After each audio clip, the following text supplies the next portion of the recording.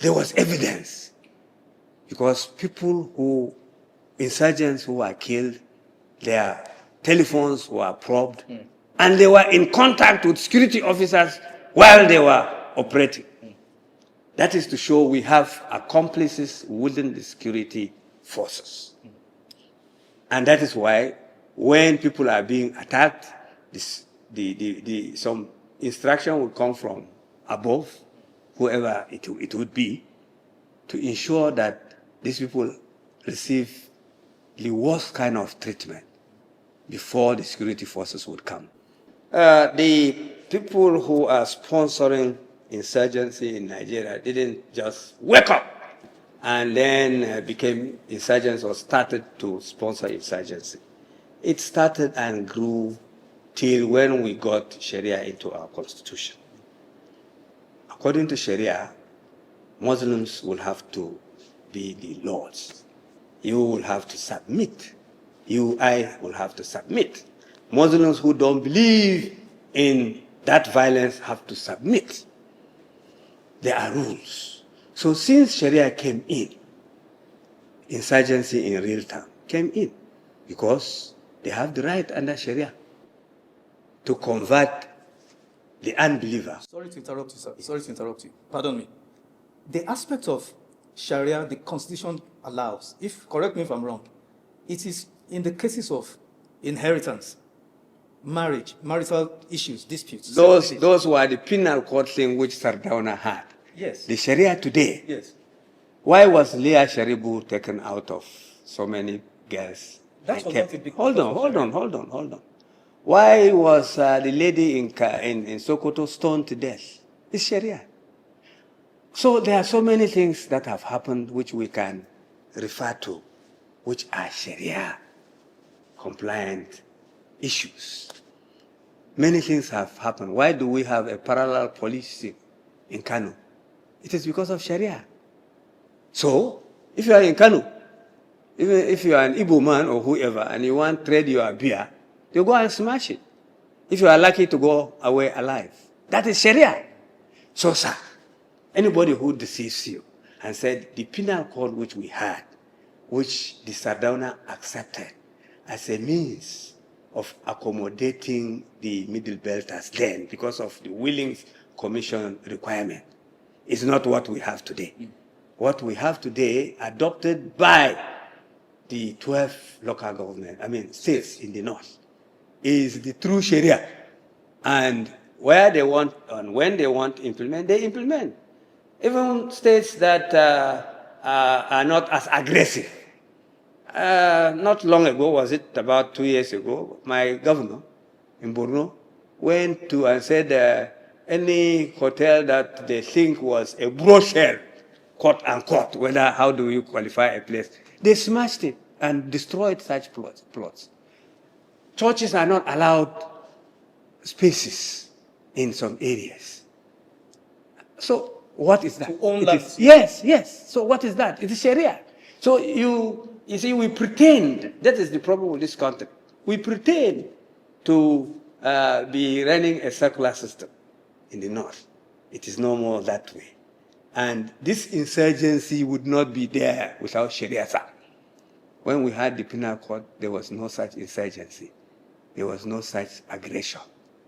There would not be somebody coming with a gun and say, Allahu Akbar, and attack others. It wasn't there. Under the penal code, it wasn't there. Under Sharia, it's there. And we cannot deny them. It is for the others to wake up and say, look, if you want to practice this, you have the right based on your religion, but you can't impose it on us. Let's think of a way of coexisting with this. And what is happening, or what is going to happen next? These people will say, let's part ways. When you made mention to a couple of people who were, lynched, set on fire, and said it was because of Sharia, I was trying to disagree because I know the Sharia process will be, you take the person to face a Sharia panel, and then there will be witnesses called, just more or less like a regular trial court and all of that. But that was not the case. That's what I was trying to correct. It was just mob justice. Yes, maybe influenced by radical clerics. So don't respond to that. But let's go back to this insecurity. I've had northern leaders. Dr. Akim Baba Ahmed is a highly respected northern leader, a Muslim, highly respected intellectual. He attributes the insecurity from the north largely, preponderantly, and I tend to agree with him, to misgovernance, bad governance from governors, local governments, and all, even the president. Do you disagree with this? Yes, people in power directs and determines what their people do. So in that regard, you can't disagree with him. Do you Because, disagree? no, I said you and I too can disagree with him. Because if those things that initiated the Boko Haram insurgency didn't start from the political circle, allowing them to do what they did, it wouldn't have exploded to where it is now. And that is true, because leadership determines what the followership does. Good, fine and good. Even those who are attributing so many things to Ali Sharif, I look at Ali Sharif a saint compared to some people who came after him. Because though Ali Sharif negotiated with a religious group, which was at dead not Boko Haram, they were a religious group to assist him wrestle power. It was later they became Boko Haram. But how did they become Boko Haram? The same Ali Sharif went after them when they insisted on Sharia. He didn't want to be Sharia compliant at the time. So to that extent, I tell some people, I don't see Ali Sharif as Ali Modu Sharif. Mali Sharif as the man who started this thing. Yes, he negotiated with these people to assist him to wrestle power, which they did. But he refused to implement Sharia. All the same, he had his own militant group, but nearly all governors also have theirs to ensure that they win election. So, sir, without the constitutional backing which we had in 1999 Constitution, many of these governors in the north will not declare Sharia. That is the truth. Because they believe now with Sharia, rather than the penal code in the Constitution, they can declare Sharia in their states, and there's nothing you can do about it. You can go to court, they will tell you Sharia is in the Constitution, and they have the right to practice their religion. Those then who went further to say, yes, in this system, we are allowed to persecute those who don't adhere to Islamic norms, and Christians don't. These things wouldn't be there, sir. So let's be plain and straight. We have reached a stage in this country where you cannot stop these people from practicing their religion. And it has been started in the Constitution. Sharia is there in the Constitution. 73 mentions. You can go and cross-check. There's no mention of Christianity or anything to say that you exist in the first place in the Constitution. None. You can go check people who have gone through the Constitution. So the issue is, how do we navigate away from this source of problem? Because it is already there. It is in the Constitution. And governors who have introduced Sharia, Hizbah, etc., will say that Sharia is in the Constitution and you cannot do anything about it because they are Nigerians. How do we navigate out of that? That is the question.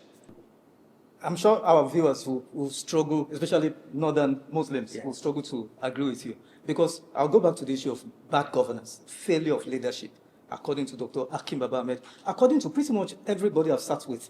And I've been on this for years now. Sir, 20 million plus children out of school on the streets. You see them everywhere in the north. Yes.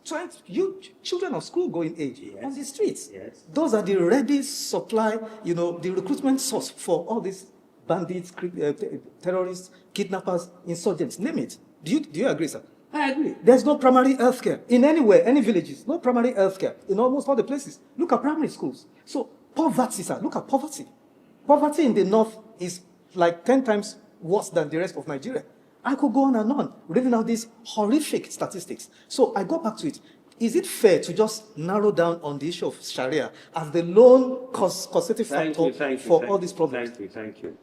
The practice of taking children, handing them over to malams or to these mullahs to train, to travel rather than taking them to school. Listen, to travel with them, blah, blah, is still part of the religious practice.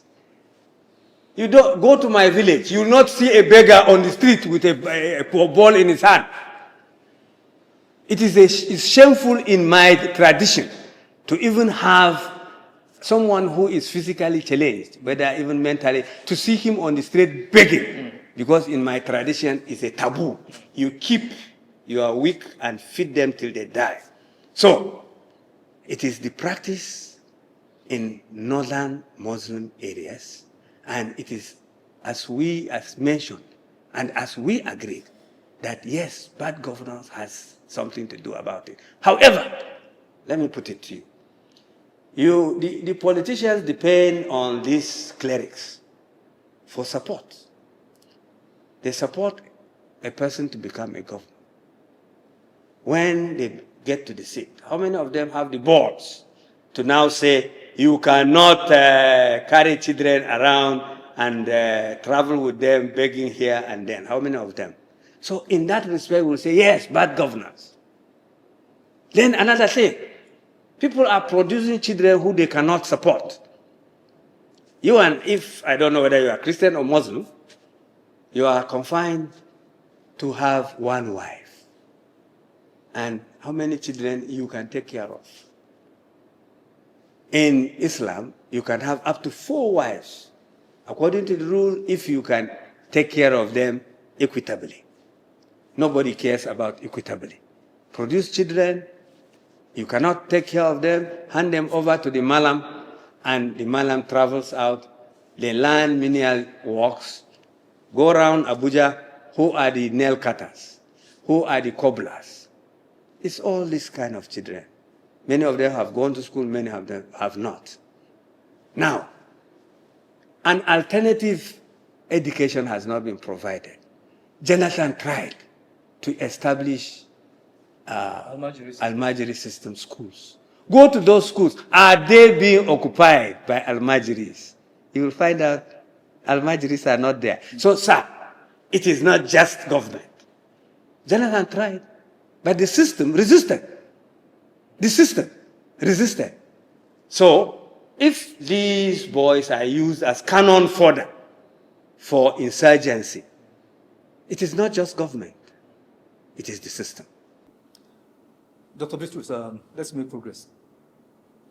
We all witnessed the horrific atrocities in Mango local government, Bokos local government, Bakin-Ladi local government, where entire villages or communities were wiped out. Yes. In what many have described as genocidal, including yourself. Yes. Yet, we have evidence that those villagers alerted security forces that this was coming, these people are coming. That's correct. And yet, security forces, conveniently did not show up before, and while those atrocities were being perpetrated, they didn't show up until after the entire place was decimated. Then they showed. What's going on, sir? How do you explain this? There's complicity within the security forces. Simple. I mean, nothing other than that.